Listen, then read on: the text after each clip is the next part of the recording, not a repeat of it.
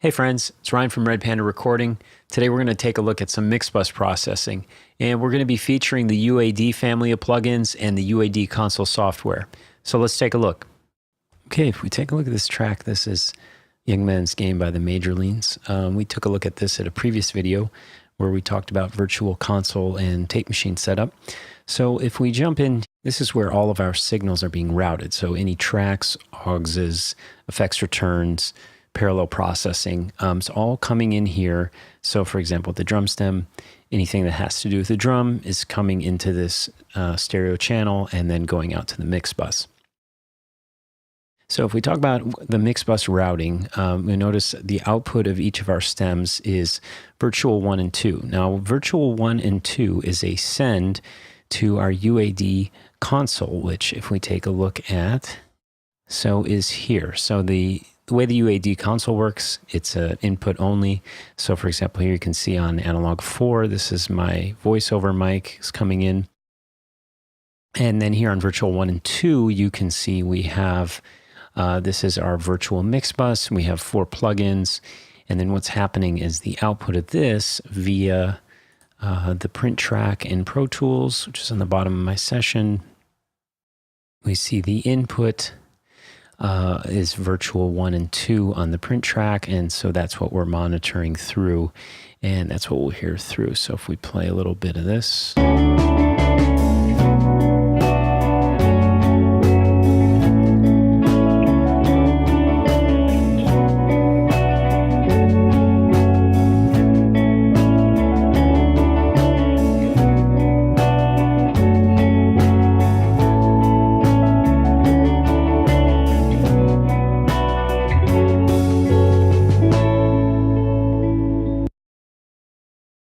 Okay, so picking up where we left off on the last video, we haven't done any mixing or effect sends yet with the individual tracks. Everything is all routing right now. So what I mean is we have all of our routing set up and everything is coming through our virtual console and virtual tape machine, and it's going to the mix bus. And that's coming in back into our input track, our print track on Pro Tools, and that's all we're hearing. So what we're looking to do is kind of add on this idea of starting with big moves first, and then we'll go back and start to look at the individual tracks, what we need to change on that level. So let's jump over to the mix bus and let's see exactly what we have pulled up. Okay, so first up in the chain, we have the Brainworx, the digital, the version 3. Now, what I'm thinking about this is a great place to, not only with the metering, so you see we have the pre and the post metering.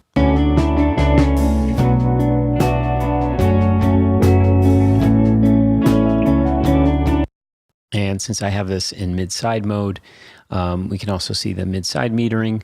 And this is just a great way, with the filters and the ability to solo the frequencies that you're listening to, for example. So this is my mid section, this is my stereo or my side section. So let's take a listen. If, for example, we want to listen to 300 on the mids, let's hear. So you see if I pan around, I can listen to what's kind of going on down there. So this is a great plugin, first in the chain to use, just to kind of analyze things and listen carefully to any kind of problem frequencies, any sort of buildup, maybe around in the 300s, also any harshness, maybe getting around 3K or higher. And then also, I use it as a way to start to just kind of clean things up a little bit. So I may put some filtering in, and, I may kind of clean up. You can see it going up to 80 hertz here for a high pass filter on the sides, just to kind of clean that up. You can get down into this section, for example, the mono maker. That's where you choose the frequency, and basically anything below that frequency, it will consolidate or compress down into mono. So it's a very powerful tool. Again, I'm just try to do a little with each of these things. So This is really, I use this for listening and for cleaning things up and for metering. Okay, now next up in the chain, I'm typically going to have some kind of a compressor. In this case, I have the Neve 33609 loaded up, and I'm using the Andrew Shep setting, so which is the recovery at 100 milliseconds, and on the 1.5 to 1 ratio, the limiter is not active, so this is just going to be the compressor. And also this version has the headroom adjustment, and I have it down at 14, which gives you the most headroom. I sometimes play around with that, but I tend to find the best results if I leave it in that position. I do have the controls linked, but I'm having the left and right behaving separately. So the left channel is operating independently of the right channel. I may flip this back and forth to stereo and just see kind of what works best, but let's just see, put a little bit of this in.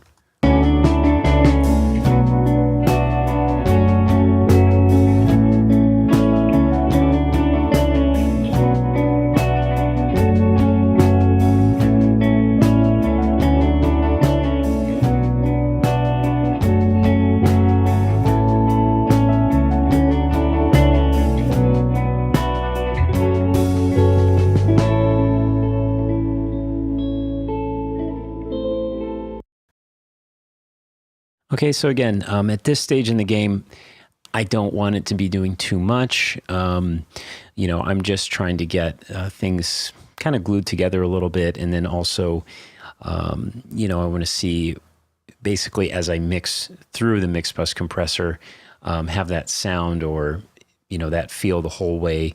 That's going to inform what I do when I start looking at things on the track level. Okay, and then next up in line, we have the dangerous Bax EQ.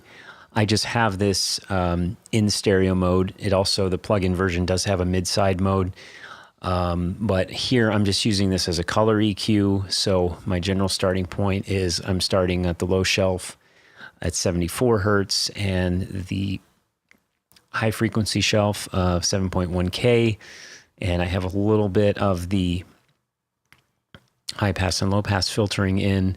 And so generally I'll start on these frequency points and start to, add a little bit and just kind of get that little bit of a smiley face curve going, just to get that color. So let's see that.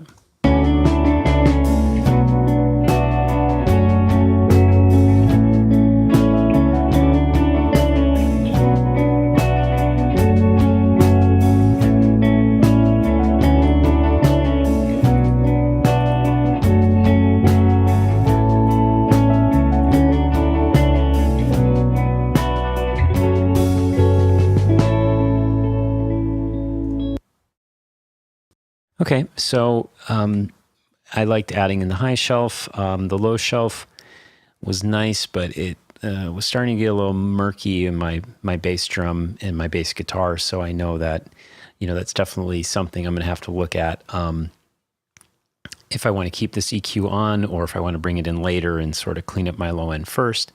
But generally that gives you an idea of just the sort of color and tone shaping that I like to do in that third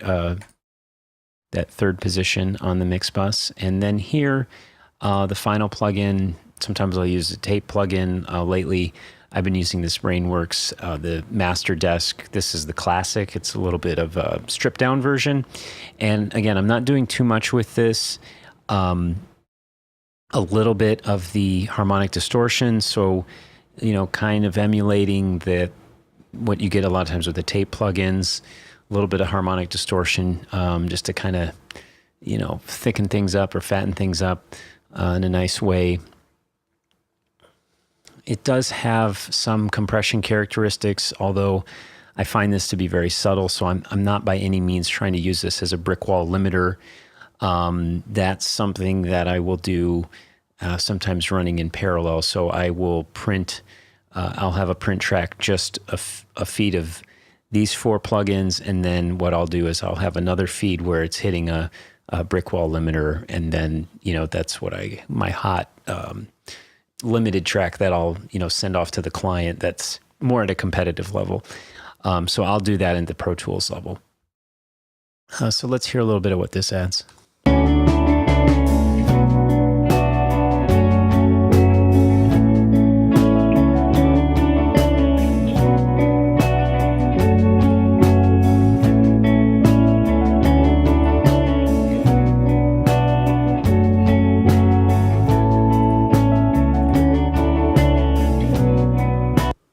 Okay, and also I'll sometimes, or most of the time, add a little bit of stereo width with this. It has the same, I'm assuming, a similar matrix to what you have actually in the first instance, or my first instance, the BX3 also has a great stereo width control here. I've done it both ways. I don't know, if one is better than the other. Lately, I've just been doing it here on the final, on the fourth plugin. Just, I don't know. That's just kind of how the way it's going lately. So let's add a little of that.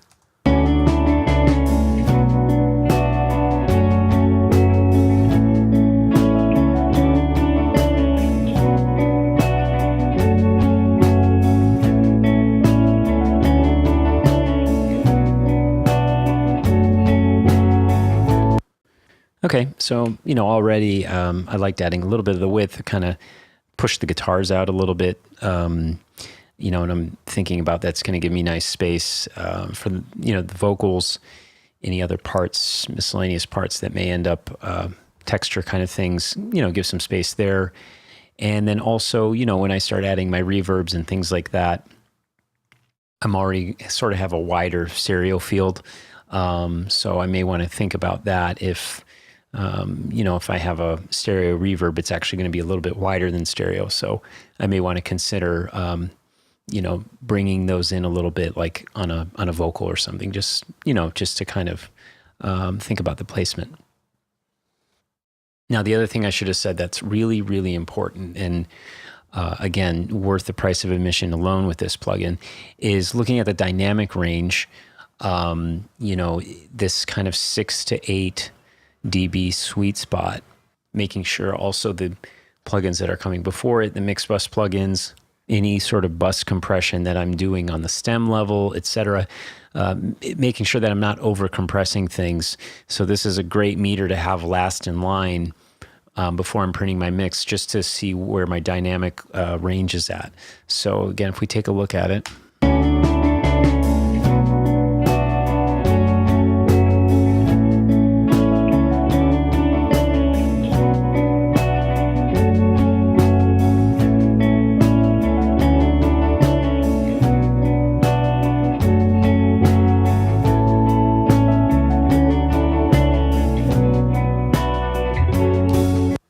okay, so not bad for a static mix with no automation, not much compression, besides from what we're getting from the tape emulation on the stems and from the mix bus compressor, dancing around 6 dBs. So you figure you add, vocals in, you're going to get, a little bit more dynamic range there. So that should help kind of push it more dynamic. Okay, so that's pretty much a breakdown of it. Just a quick review. We have all our tracks, all of our audio, effects returns, etc. It's coming into these 8 stereo channels, 8 stereo pairs, which are feeding our mix bus, which is being sent virtually to the Apollo Universal Audio Console. We have a nice little plug-in chain here, sort of a corrective, clean EQ, mix bus compressor, color EQ, and then sort of saturation and metering and stereo width. And then that's going fed back into Pro Tools. There we have it. That's a quick overview of mix bus processing using Universal Audio plugins and the UAD console software. Love to hear any questions and comments below, and please like and subscribe, and we'll see you next time. Take care.